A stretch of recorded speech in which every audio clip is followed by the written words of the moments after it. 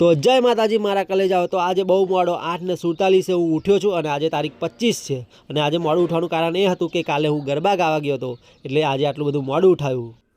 તો આજે ઘણો મોડો ઉઠ્યો હતો એટલે કશું જ વાંચ્યું નથી। નતે કેટલા વાગ્યા ખબર તમને? 4:30 થઈ ગયા, જોઈ લો 4:30 થઈ ગયા છે। બપોર બી સૂઈ ગયો હતો, સવારનું કંઈ વાંચ્યું જ નહીં। અત્યારે 4:30 વાગે હું વાંચવાનું લઈને બેઠો છું। ખબર નહીં મારું શું થશે। મારા દિવસ જલસા છોડવી પડશે। આ ખાખી જોતું હશે ને તો આ બધું છોડવું પડશે, કેમ કે વાંચવું બહુ જરૂરી છે। કાલે સાંજે બી ગરબા ગાવા ગયો હતો અને ભાઈ ગરબાની વાત આવે એટલે ગુજરાતી ફોર્મમાં જ હોય મારા કલેજા। હે ગુજરાતીઓ પાછા પડે એમ કહો તમે। ગરબાની વાત આવે ને એટલે ગરબાનો ઠેડકા વાગવા જ મળે, ગાવાનું મન થઈ જ જાય। તો હું કાલે મારા ભાઈબંધના ઘેર એના છોકરાની બાધા હતી તો ત્યાં ગરબા ગાવા ગયો હતો। રાતે 2-2:30 વાગે આવ્યો। 2-2:30 વાગે આવ્યો તો સવારે 8-9 વાગે ઉઠ્યો। તો પછી પાછું જવાનું હતું, કેમ કે રાતે ગરબા હતા ને સવારે બાધા હતી, તો સવારે પાછો ગયો। પછી ત્યાં બી ગરબા ગયા અને બહુ જ થાકેલો હતો, તો બપોર 2 વાગ્યાનો સૂઈ ગયેલો। 4 વાગે ઉઠ્યો, એ ફ્રેશ થઈને 4:30 વાગે અત્યારે હું વાંચવા બેઠો છું। તો અત્યારે હવે કેટલું વંચાશે તમને ખબર છે? 2.5 કલાક ખાલી। મિશન દરરોજનું 8 થી 9 કલાક વાંચવાનું છે, માત્ર આજે 2.5 જ કલાક વંચાશે। અને એવો ટ્રાય કરીશું કે 8 વાગ્યા સુધી વાંચીએ તો 3-3.5 કલાક જેવું વંચાય। તો હાલો હવે વાંચવા મળીએ મારા કલેજાઓ।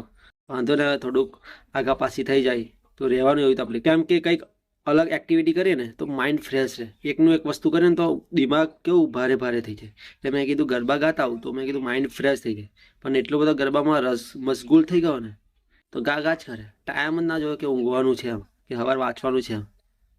અને મારો દિવસ ગાવાનો શોખ હોય એટલે શું કરવાનું, ગાવા પેસીએ એટલે ભાઈ પતી ગઈ વાત। બહાર નીકળવાનું મન જ ના થાય જ્યાં સુધી બંધ ના થઈ દીધી। अच्छी बात ने मारा कर ले जाओ। તમારે બી એવું થાય છે ને? તમે બી શોખીન છો ને ગરબાના? ગુજરાતીઓ તો ભાઈ શોખીન જ હોય મારા કલેજા। તો હાલો બહુ વાતો નહીં કરવી, હવે વાંચવા માંડીએ। હાલો મારા કલેજાઓ। તો મારા કલેજાઓ, રાતે ગરબા ગયા હતા ને તો એટલા બધા પગ દુખે છે બાપુ, વાત ના પૂછે। એવું થાય છે કે કોઈ આવીને દબાઈ આલે, પણ કોને દબાઈ આલે? હે કોણ દબાઈ આલે? તમે આવો દબાવા। તમારી વાइफ आओ हमारी वाइफ। हमारी वाइफ कौन है? हमारी वाइफ कहाँ है? कब आएगी? हमारी वाइफ कहाँ आएगी? कब आएगी? हमारे पैर कब दबाएगी? हमारी थकान कब दूर करेगी? ओहो बेटा मन में लड्डू फूटा। તો મારા કલેજાઓ, ગુણોત્તર અને પ્રમાણ અને ઉંમર સંબંધિત જે દાખલા હોય ને એમાં ગુણોત્તર રિલેટેડ બધા પ્રશ્નો હોય છે। એમાં બી ગુણોત્તર આપેલો હોય છે કે આ વર્ષનો આટલો ગુણોત્તર હોય તો આટલા વર્ષ પછી આટલો ગુણોત્તર થાય, તો હાલની ઉંમર શોધો કે હાલનો ગુણોત્તર શોધો। તો આવા અટપટા પ્રશ્નો બહુ ખતરનાક છે। આમ તો હેલા જ છે, જો સમજી ગયા તો બહુ મસ્ત છે, પણ સમજ્યા નહીં તો ગોથણ મારવાનો। ગોથણ મારવા સિવાય કંઈ કામ ધંધો જ નહીં પછી। એના માટે શું કરવું પડે? પ્રેક્ટિસ કરવી પડે। પ્રેક્ટિસ કરીએ તો જ કમ્પ્લીટ થાય, વગર પ્રેક્ટિસે કશું ના થાય। મેં કાલે ગુણોત્તર અને પ્રમાણ કર્યું હતું, પણ ફરી આજે મેં કીધું રિવિઝન કરી, થોડી ઘણું યાદ રહ્યું તો સારું રહ્યું યાર। એટલે 24 કલાકમાં રિવિઝન કરવું કેટલું જરૂરી છે। 24 કલાકમાં આપણે રિવિઝન ના કરીએ તો આપણું કંઈ મેર જ ન પડે।